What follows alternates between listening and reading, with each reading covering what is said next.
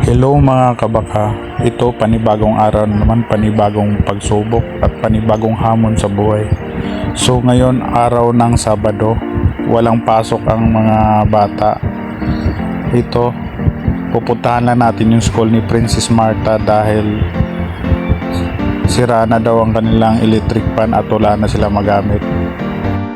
Lalo na ngayon masyadong mainit ang panahon, kailangan may magamit yung mga bata dahil ito, samahan nyo ako mga kabaka, papunta na tayo sa kanilang school. Pasensya na kayo mga kabaka, pangit ang ating video at nag-aaral pa lang tayo kung paano mag-edit. So paki-like na rin at paki-share ng ating video mga guys, para malaking tulong yun sa akin para medyo pag-igihan ko pang gumawa ng video at mapupush pa ako para gumawa pa ng ibang mga video.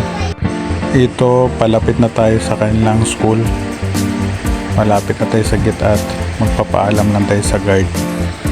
At kukunin na rin natin ang susi ng classroom nila Princess Martha. Nandito na tayo sa school mga kabaka.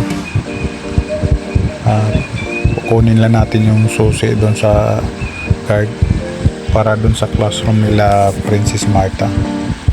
Nung paalam na rin tayo na titingnan natin yung electric fan. So binili naman ng advisor ni Princess Martha. So, paalam na lang natin. So mga kabaka, samahan nyo ako sa adventure kong ito ngayong araw na ito. At maraming salamat po sa panonood nyo sa aking walang kwentang video. At naway suportahan nyo ako at parang awa nyo na. I-like na aking video, paki-share. At humihingi rin ako ng pabor na sana paki-follow na ng aking munting channel nang sa ganun ma-inspire akong gumawa ng kakaibang video. Maraming salamat sa inyo. Keep safe tayong lahat, ride safe, mabuhay tayong lahat. Life is beautiful. God bless.